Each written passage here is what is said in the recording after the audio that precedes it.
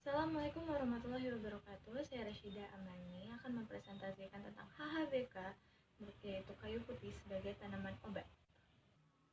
Hasil hutan bukan kayu. Menurut Peraturan Menteri Kehutanan Nomor 35 Tahun 2007, hasil hutan bukan kayu adalah hasil hutan baik nabati atau hewani serta produk turunan dan budidaya, kecuali produk kayu yang berasal dari hutan.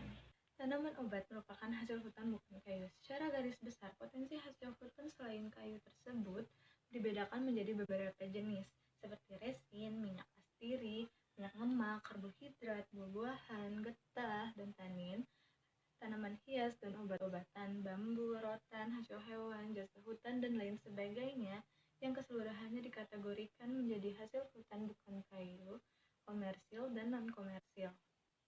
Agenda yang akan saya bahas yaitu ada satu, pengenalan kayu putih. Yang akan saya bahas itu klasifikasi, morfologi, dan kandungan zat. Sedangkan yang kedua, manfaat kayu putih, yaitu khasiat tanaman tersebut. Habis itu saya akan membahas tentang metodenya, cara penggunaan, dan cara pengolahannya. Klasifikasi dari tanaman minyak kayu putih yaitu dari Kingdom Plantae divisi Spermatophyta, kelas Dicotyledon, ordo Myrtales, famili Myrtaceae, genus Maleleusa, spesies Maleleusa leucadendron. Morfologi kayu putih. Tempat tumbuh tanaman kayu putih dapat tumbuh di daerah yang mengandung air garam, angin bertiup kencang, kering, dan berhawa sejuk. Ciri-cirinya, batang berkayu. Ciri-ciri dari minyak kayu putih yaitu batang berkayu bulat, kulit mudah mengelupas, bercabang, warna kuning kecoklatan. Pohon kayu putih memiliki tinggi berkisar antara 10 sampai 20 meter. Kulit batangnya berlapis-lapis berwarna putih keabuan dengan permukaan kulit yang terkelupas tidak beraturan. Yang kedua yaitu daun tunggal, bentukan set, ujung, dan pangkal runcing. Bagian tepi rata, permukaan berbulu, pertulangan sejajar, warna hijau. Daunnya agak tebal seperti kulit, bertangkai pendek, letak berseling, helaian daun berbentuk corong atau lancet dengan panjang 4,5 sampai 15 cm, lebar 0,75 sampai 4 cm, ujung dan pangkal daun runcing, tepi rata dan daun hampir sejajar. Ciri ketiga yaitu bunga majemuk bentuk bulir. Ciri keempat yaitu buah berbentuk kotak beruang 3, tiap ruang terdapat banyak biji. Untuk buah dapat dilihat pada gambar, yaitu panjang buah 5-3 mm, lebar 3-4 mm, warna coklat muda sampai coklat tua. Untuk daunnya agak tebal seperti kulit, bertangkai pendek, letak berseling seperti di gambar. Bunga berbentuk seperti lonceng, kepala titik berwarna putih kekuningan, keluar di ujung percabangan seperti ada di gambar. Kandungan zat kimia kayu putih dapat dilihat pada PowerPoint. Ada 10 kandungan zat kimia pada kayu putih.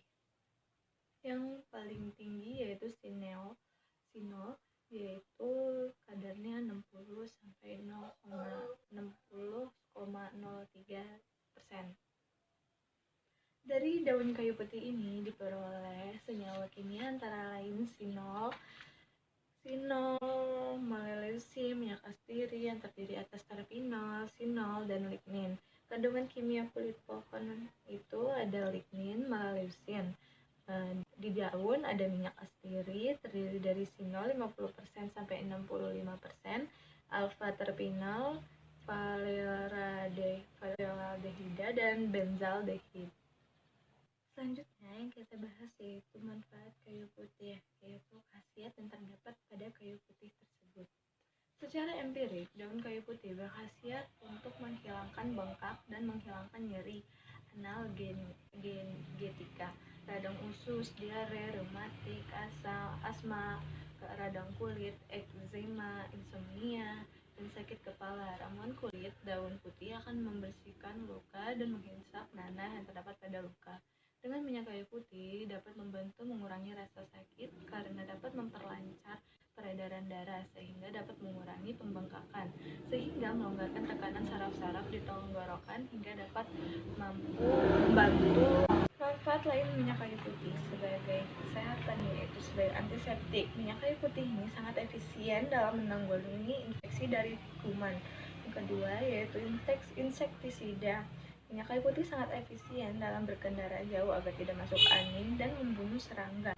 Manfaat yang ketiga yaitu dekongestan dan ekspektoran. Kayu putih dapat dimanfaatkan untuk pengobatan gangguan pada hidung dan tenggorokan. Nah, manfaat keempat yaitu kosmetik dan tonik. Bermanfaat untuk menghaluskan dan mencerahkan kulit dan bebas dari infeksi. Manfaat kelima yaitu perangsang dan sudorifik. Bermanfaat merangsang saraf-saraf pada tubuh. Manfaat yang keenam yaitu analgesik.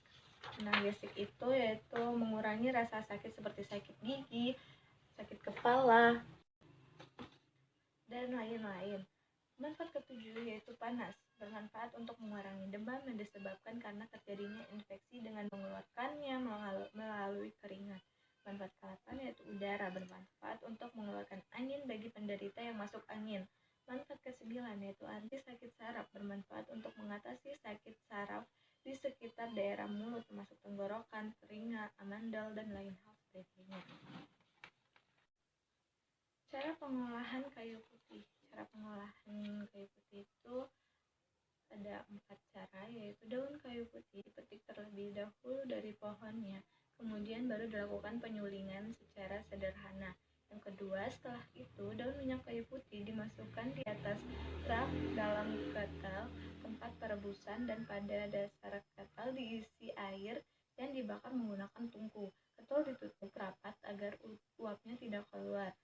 Di sebelah ketel tersebut ada bak penampung air yang merupakan salah satu tahap penyulingan. Yang ketiga yaitu uap dari daun yang direbus didinginkan sehingga menjadi minyak air putih yang keluar dari pipa penyulingan dengan sendirinya. Penyulingan berlangsung kurang lebih 20 menit. Yang keempat yaitu setelah minyak kayu putih keluar dilakukanlah pengemasan. Nah, sebelum dilakukan pengemasan, minyak kayu putih disaring terlebih dahulu dengan kapas, kemudian baru dimasukkan ke dalam botol dan ditutup dengan rapat. Selain dapat menghasilkan minyak kayu putih, batang dan daun yang telah dimasak dikeringkan kembali yang kemudian bisa digunakan untuk pembakaran minyak kayu putih tersebut. Kemudian minyak kayu putih siap untuk dipakai. Cara penggunaan minyak kayu putih. Nah, cara penggunaannya itu ada 3. Bisa dioles, bisa dilakukan penguapan, bisa dilakukan pencampuran. Nah, pengolesan ini bisa digunakan dengan kapas yang dituangkan minyak kayu putih. Kemudian untuk penguapan, minyak kayu putih tersebut bisa diteteskan ke air yang sudah mendidih atau panas, yang nantinya uap itu akan dihirup untuk meredakan pilek atau sebagainya. Kemudian yang pencampuran minyak kayu putih bisa dicampurkan ke dalam bak mandi, air hangat atau air biasa bisa dilakukan. Kemudian untuk kita berendam dan menghilangkan rasa sakit saraf yang ada. Untuk budidaya kayu putih sendiri, nah budidaya ini ada 2, budidaya secara generatif dan budidaya secara vegetatif. Nah, untuk budidaya generatif ini ada caranya, yaitu pertama kita melakukan pengumpulan benih. Benih yang dipilih merupakan benih yang sehat dan memiliki viabilitas yang baik. Nah, untuk yang selanjutnya dilakukan persemaian. Persemaian ini kayak kita menyiapkan media tabur, penyapihan, pemeliharaan, dan penyiraman. Untuk budidaya vegetatif ini ada 3 cara, yaitu pembuatan, penanaman, pemeliharaan. Untuk pembuatan sendiri kita bisa dapat dari kita lakukan stek pucuk, stek akar, dan cangkok. Nah, untuk penanamannya persiapan lahan dulu. Teknik penanamannya itu bisa stam, putaran, dan persemaian. Nah, untuk pemeliharaannya kita bisa melakukan penyulaman tanaman, penyiangan, pendangiran, pemupukan, dan pemangkasan batang. Sekian presentasi dari saya akhiri. Wassalamualaikum